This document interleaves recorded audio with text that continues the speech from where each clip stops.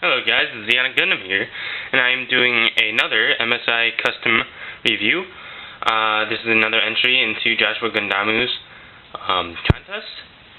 And this is actually, these two custom mobile suits that I'm going to show you, either I'm going to make a part 2 and show you the other one.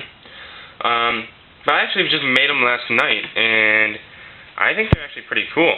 I was just kind of fooling around, messing around with stuff and whatnot. And I have no names for these guys yet.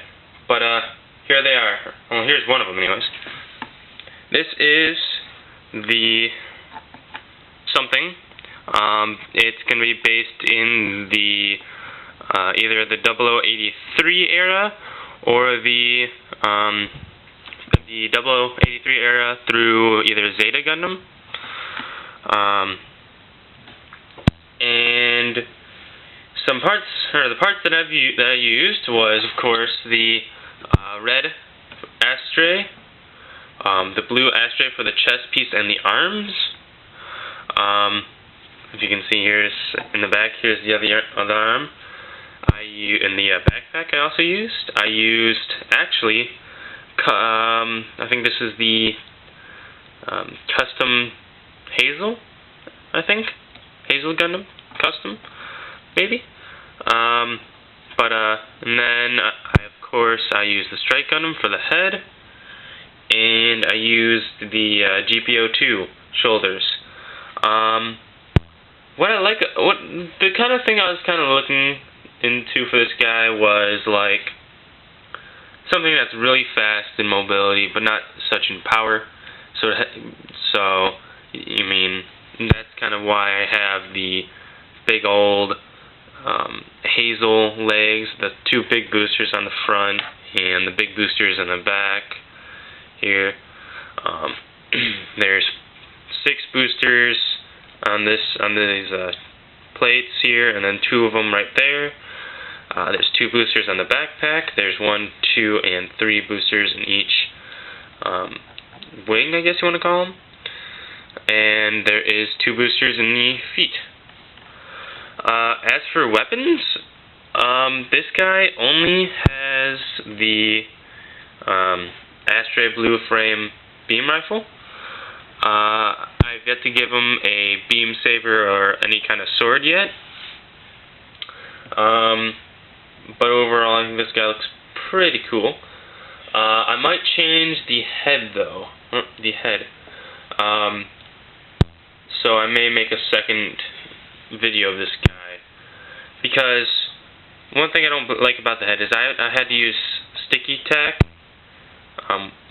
Well, actually, some people use silly putty, and I didn't have any of that. I didn't want to go to the store, and I didn't want to, try and find it.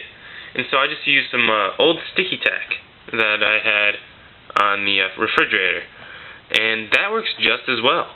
So it's more something that would be more laying around in households than anything else. But for articulation, let me take the gun and the shield off.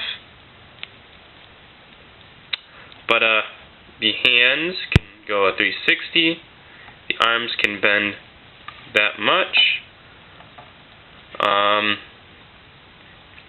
And of course it can rotate, and of course it can do a full 360 still. This goes up and down, and one booster comes down, the other one comes down, and finally the third one also comes down. So there's those 3 boosters right there. The head can do a full 360 and bobble up and down. The backpack can go up and down a little bit. This guy can't do a 360 LOL because I had to use sticky tack, and that's basically what's holding him in there. And I don't want to break him, not break him, but just fall him apart or make him fall apart. But the legs can go out that far. Oops. My bad. Sorry about that. They can turn. There's 2 joints. If you can see, there's 1, 2, and 3 joints. Sorry. The feet are on a ball joint, as you can see, but there's one thing special about them. Let me just take off the full extent of the leg, or the feet here. Hang on a second, just taking off this piece. But here's what's special about the foot that makes it less, maneuverable. There's this little hinges right here that connect into those 2 pegs. So it's kind of more realistic, but makes it less movement in it. And it's so much harder to get on. Get back on. Okay, anyways, so, whoops. See, like I said, see there's the sticky tape. That's what's holding him in there. But you can see now, there's more extend to the foot. Looks pretty cool. Let's see. Let me put this back on. Oh well, I'll just leave it off. But other than that, it can bend that far.